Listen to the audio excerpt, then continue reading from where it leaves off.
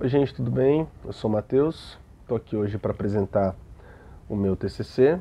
Sou, e logo mais não serei mais, aluno do curso de especialização em África e suas diásporas, e estou muito contente de ter chegado até aqui e ter concluído o trabalho.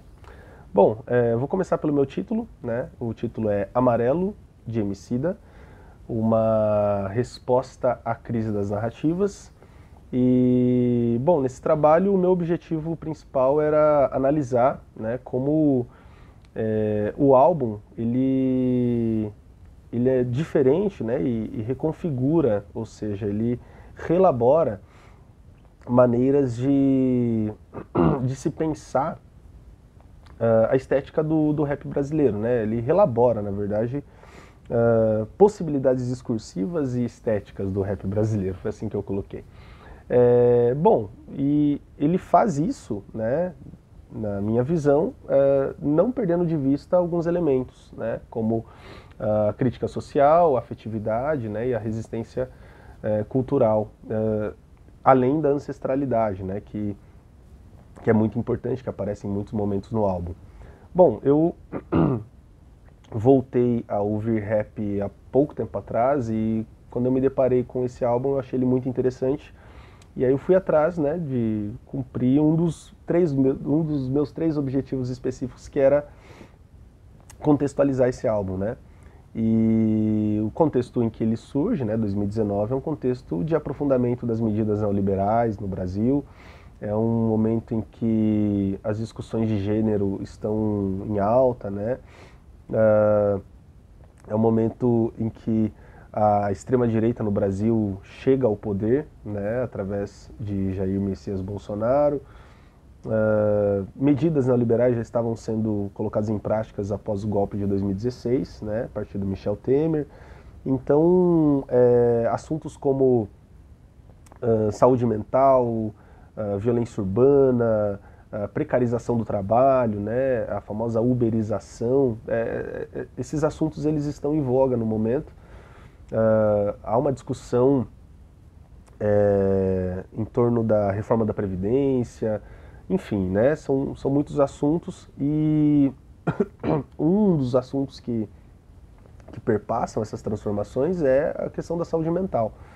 E, e ao mesmo tempo, né, nós temos o contexto do próprio rap, né? O rap, ele, nesse momento, ele é um outro tipo de rap, né? Ele é o que o Ricardo Tepperman chama de nova escola do rap. E essa nova escola é muito diferente da escola antiga, né? Principalmente na questão estética, né? Não quer dizer que seja um outro rap, mas uma transformação profunda, uma mudança profunda, um resultado de muitas mudanças do rap brasileiro. E um segundo ponto, né, um segundo objetivo que eu tracei foi tentar entender em que sentido, né, ou melhor, como que o Emicida trata do tema da afetividade, né? E para isso eu dialoguei com a Sobonfu Somé e com a Bell Hooks, né? Eu vou falar delas daqui a pouquinho. Bom, e por fim, né, tentar entender, eu busquei compreender como que o Emicida constrói essas novas narrativas. E aqui, novas narrativas, né, vai de encontro com o meu título. Bom, eu parto do conceito de crise de narrativas, né, como referencial teórico aqui para minha análise. E é um conceito desenvolvido pelo filósofo Byung-Chul Han, onde ele diz que nós vivemos num período de crise de narrativas, né? Então, o que causa essa crise, né? Justamente a nossa... a gente não tem mais tempo para poder observar, para a gente poder contemplar a vida, né? A gente está o tempo todo sendo atropelados por uma enxurrada de informações que fragmentam a nossa atenção. Então, o nosso senso de proximidade, de pertencimento, falseado por uma sensação de estar atualizados o tempo todo, de estarmos atualizados o tempo todo a partir da tela de um celular, né? Então eu pertenço a um grupo porque eu estou dentro de um grupo daquele WhatsApp, né? Eu sou daquela galera, eu faço parte daquele movimento porque, de certa forma, eu sigo aquelas redes, eu curto, eu converso com pessoas, mas não tem proximidade real, não existe pertencimento real.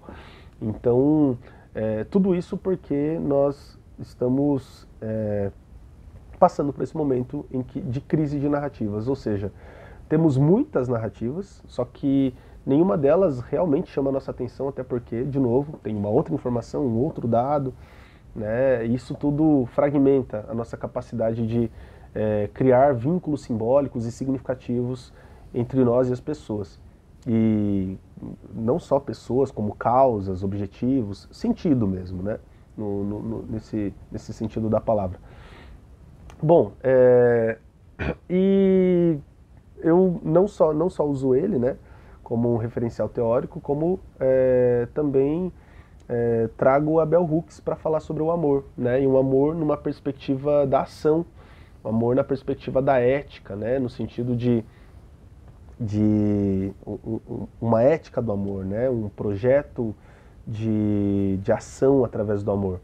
E o álbum carrega isso, né, em muitos momentos, principalmente na música que eu analisei, né, Principia, e a Bell Hooks ela contribui, né, nesse discurso ético-político a partir do amor, dizendo que amor é atitude, amor é ação, né, e é o que o Emicida traz, né, é o que ele propõe, principalmente no poema do pastor Henrique Vieira, ao final da música Principia, que eu analiso, onde fica muito claro que amor não é um mero sentimento, amor é uma ação, é um conjunto de ações, né? E ações muitas vezes simples, né? Ordinárias, assim, ou seja, um abraço, um sorriso, mas ao mesmo tempo que refletem algo maior, né? Um objetivo maior, que é o cuidado, o autocuidado, o cuidado com os outros, o cuidado com a saúde mental e o fortalecimento desse senso, de sentimento de pertencimento, né? Esse senso de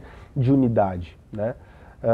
Então, partindo desses referenciais teóricos, eu trago também Sobonfu Somé, contribuindo com a perspectiva de que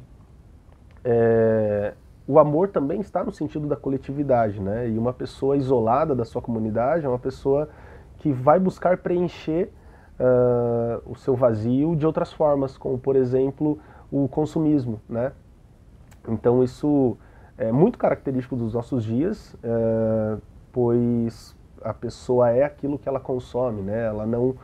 Ela esquece de ser alguém para outra pessoa, ela esquece de ser alguém para o filho, alguém para o pai, alguém para a mãe, alguém para os amigos, né? Alguém de importância no sentido de conta comigo, né? Pode falar comigo, me procura.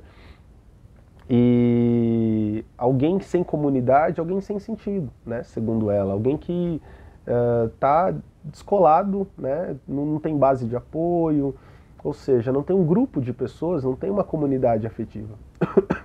Pois bem, então o meu método foi olhar para esses elementos dentro da música do Emicida, dentro de Principia. Eu queria ter analisado mais músicas, mas, bom, quem pesquisa sabe que às vezes aquilo que a gente quer fazer no momento não é possível, por uma questão de tempo e também pelo recorte que nós fazemos.